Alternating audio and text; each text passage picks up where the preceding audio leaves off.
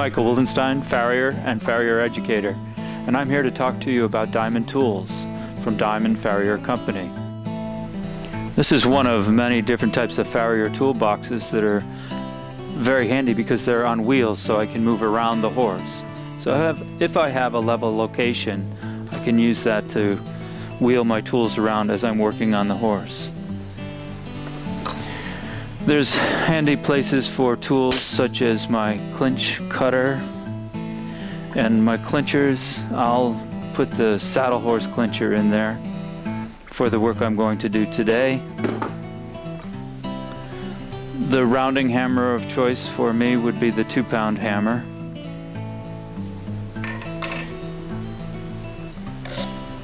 The horseshoe tongs. The pritchel.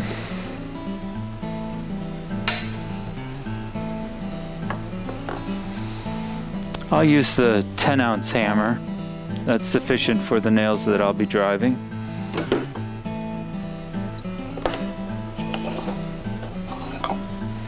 I use a right and a left-handed knife. And quite often when I'm working at the sole, I'll use a wide-bladed knife.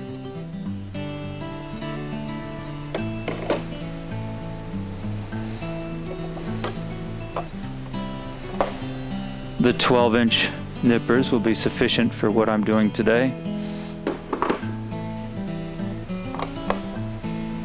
Crease nail puller.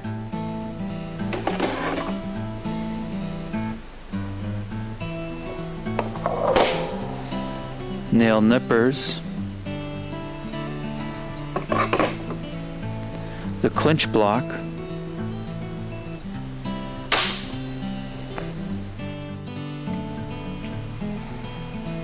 And the shoe puller.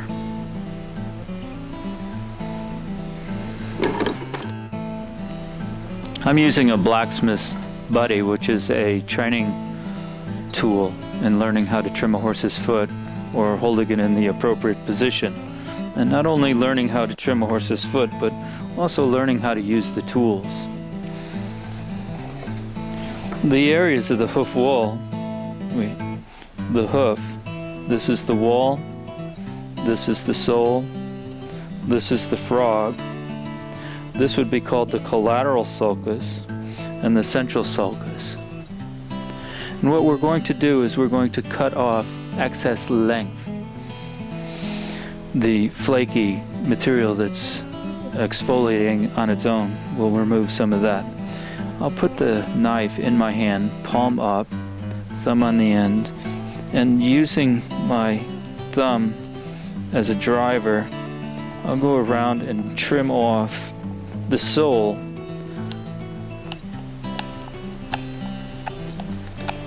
until it becomes slightly glossy.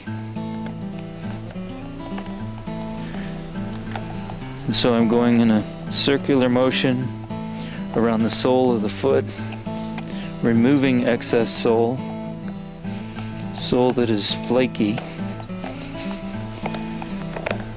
And once I've achieved that, smoothed it up, inspected the bottom of the hoof for any defects, and I want to trim on the frog, I'll use the narrow hoof knife and cutting from the toe up, trim the side of the frog. And I'll use a left-handed knife when I trim the other side of the frog. And I'll clean out the central sulcus in the middle of the foot. The hand, palm up, knife goes in the hand, thumb at the end of the handle. Using my other thumb, I'm going to use that to push the knife, and the angle in which I tip that knife will define the depth. I recommend just taking small bites and lots of them. Be conservative, and we'll smooth up the sole of the horse's foot, removing excess material. Once I have that excess material removed, I'll use the hoof nippers. And for me, it works best to start on one heel, squeeze the reins, move the nipper slightly, bite again. I'm only taking about half a nipper width. I'm squeezing the nippers, reins together, taking a bite, just giving the nipper reins a small wiggle, biting again, staying in the same trail as I had been, not using the full width of the nippers, but only part of it. Stay in the trail and walk around, trimming the excess hoof wall.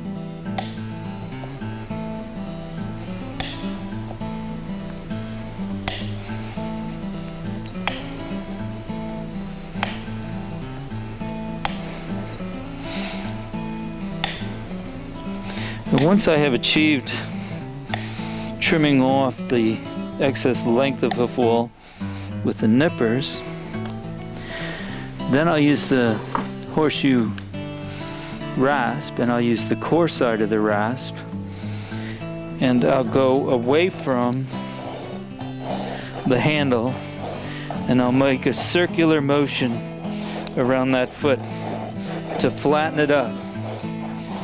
Make it flat, take out the rough marks from the nippers, and make it as level as possible. I'll turn my rasp around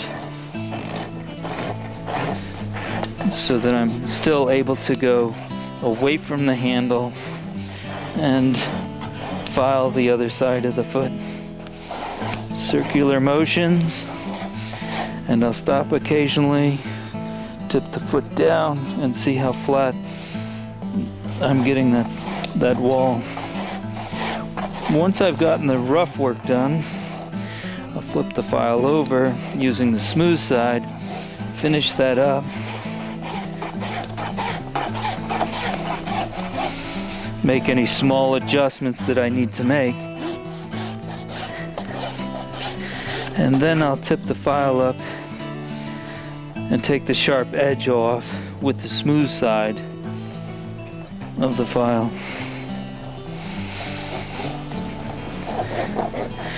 Once we've achieved this trim, then we can select a shoe type and begin shaping that shoe to the hoof. I'm just going to go back again with the hoof knife, make sure I have no sole at the same level as the wall. When applying a shoe, we don't want pressure on that sole, as it could compromise circulation.